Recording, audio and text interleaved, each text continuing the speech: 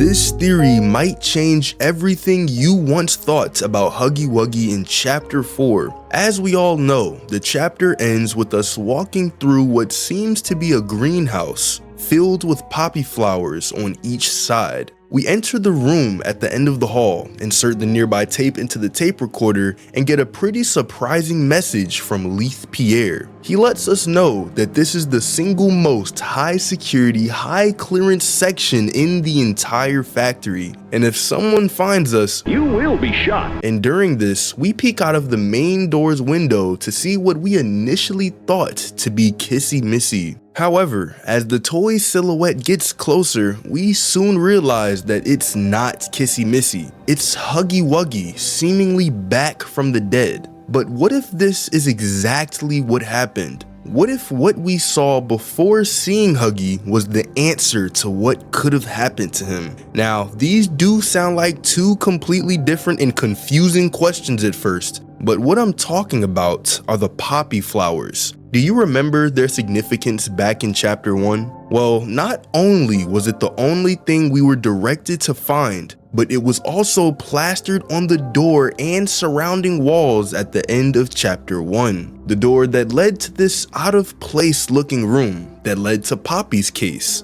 Now, what about their significance in Chapter 2? Well, there is little to no imagery at all relating to the poppy flower in this chapter. However, there is something in the beginning of the chapter that started this entire theory. But let's keep moving forward for a sec and move on to Chapter 3. And it was this very chapter that really set the stage for how important this flower really is. And it introduced what we know as the red smoke. But when I talk about importance, that does not apply to us. What do I mean by this? Well, to answer that, let's bring back what I found in Chapter 2, which sets the stage for this entire theory. In the beginning of Chapter 2, on Elliot Ludwig's desk, we find a document titled Experiment 814. It explains an experiment done in which dead rats were submerged into a poppy flower and preservative gel mixture. This demonstration was performed to explore the reviving qualities of the poppy flower, but it did not work.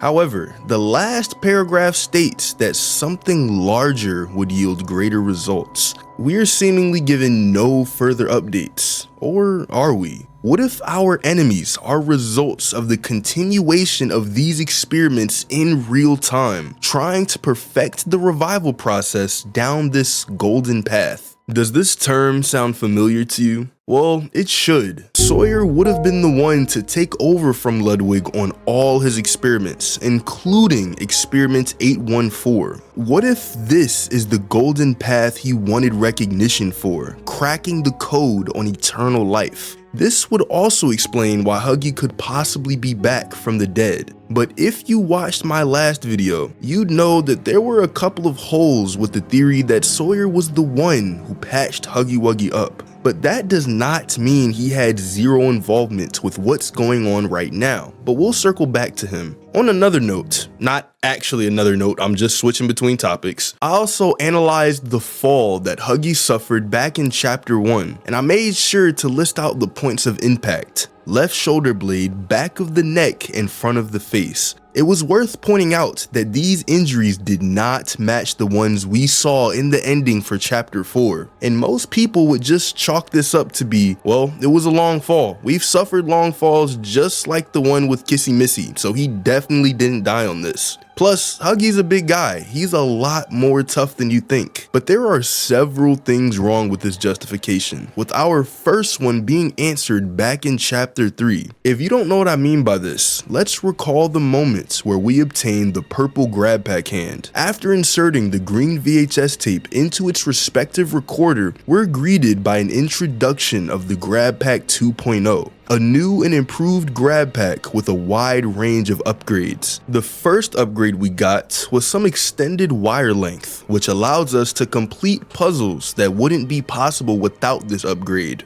It also includes us being able to swap between hands easier. With a simple flick, we can switch the right grab pack hand into whatever additional hand we have. The last upgrade is a pair of air jets, which allows us to survive long falls with zero injury. So with all of this info in place, it makes sense that we're able to stand up after falls like this. Though let's ignore the fact that we fell neck first onto these rocks. Now, I don't know about you guys, but I definitely did not see a grab pack 2.0 on Huggy's back while he was falling. So how could he have actually survived that fall? This is where I start to talk about the bandages, because with these bandages, we can infer that someone was able to patch him up. But if we move with the theory that someone patched him up, we also have to move with the theory that Huggy ended up landing and surviving near someone who was able to patch him up. Think about it, if Huggy really didn't die during his fall, it would only take a couple of moments for his body and mind to shut down and succumb to its injuries. How likely is it that something or someone was just near the landing zone of Huggy Wuggy and quickly nursed him back to health before dying? Pretty unlikely. And a better question, would Huggy Wuggy even let the person healing him actually do it? For the entirety that we've known Huggy, he's been nothing but a stalker and aggressor, what I believe to be a hungry beast simply looking for something to eat by any means necessary. But there are a lot of fans, including myself, who are led to believe that the reason Huggy acted the way he did in Chapter 1 was for this very reason. He's been abandoned just like the other toys for years, barely having anything to eat and possibly having to seek sustenance from the toys who are just trying to do the same thing. Kill or be killed, eat or be eaten. But if we were to continue with this theory and hunger was not part of the equation, would Huggy even have a motive for attacking us in the first place? When I ask this, I am not talking about Chapter 4, because for this scene in particular, I'm led to believe that Huggy actually recognizes us, and it's why he went from calmly limping over to the door to almost running at it on all fours. Bro, call me Dr. Seuss. But seriously, if hunger was the only thing that leveraged this toy's aggression, then maybe that was the very thing that was relieved of Huggy, which allowed the patching up of him to happen. But what if this is just way too far-fetched for you? What if it just doesn't make sense for Huggy to have been hungry and he's just this relentless monster? Well, it would go against the theory that someone found him alive, as it's likely that he would just blindly try his best to attack despite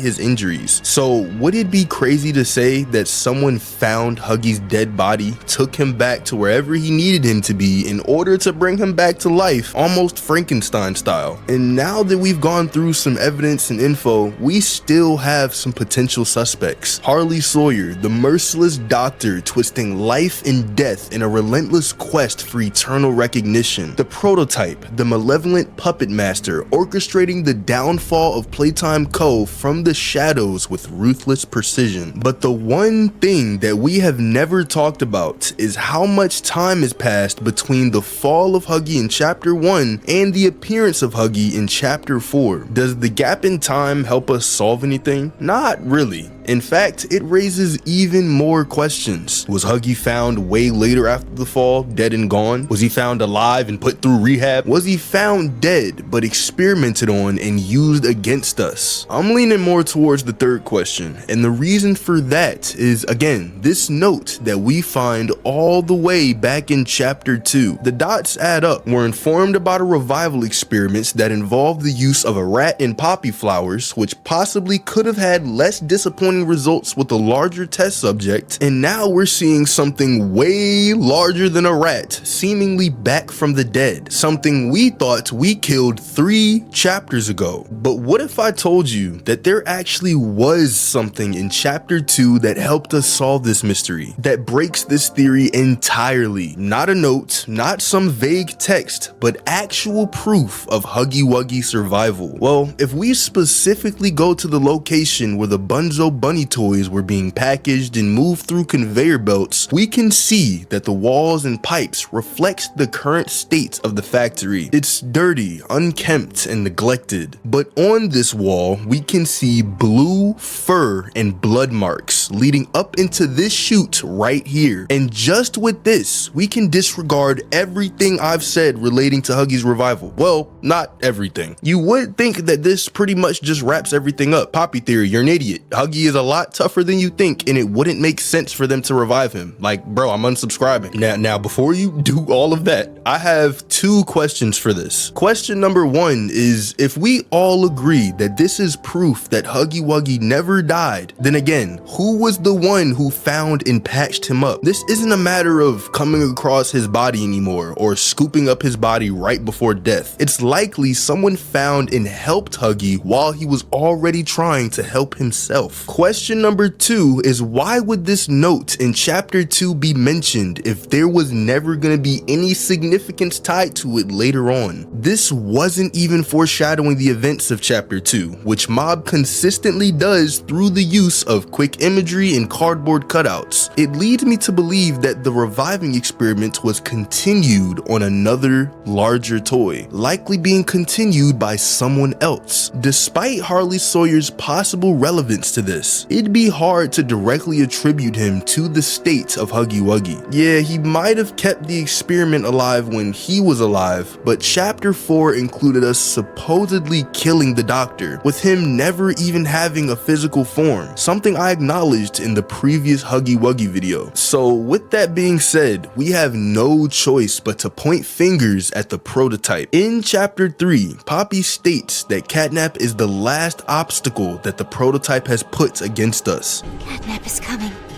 He's the final obstacle the prototype has placed against us. We can't stay here. Keep yourself safe. What if the prototype is clearly aware of that and just trying to repopulate his army? I'd still like to believe that the Poppy Gel experiment is relevant, as it would make its existence pointless otherwise. So if we think about the ending for chapter 2, would it be so far-fetched to say that it was this very experiment that brought Mommy Longlegs back to life? That the prototype managed to be aware of this experiment and not only knew how to replicate it, but how to perfect it? It's clear that Mommy Longlegs is not gone forever, because if that was the case, then why would we be shown the scene of Mommy Longlegs being taken away? The main counter to this theory is the line that Mommy yells out before succumbing to her fate. What have you done? You make me part of you! You can't do this to me!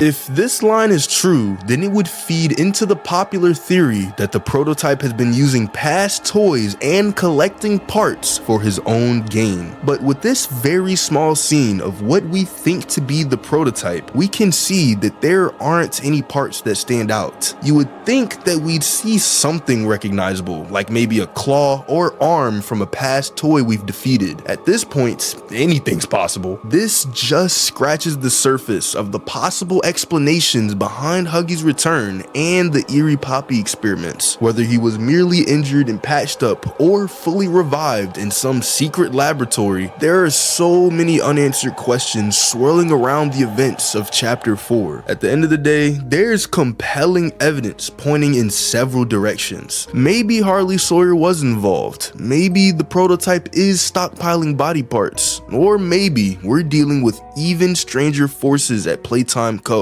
We may never get a definitive answer until future chapters come out, but that's what makes it all the more intriguing, and it's entirely up to you how you piece them together. Which leads me to my next question. What do you guys think? Let me know down in the comments. Thanks for watching, subscribe, and be sure to check out my close friend Light's theory around Huggy Wuggy and the red smoke.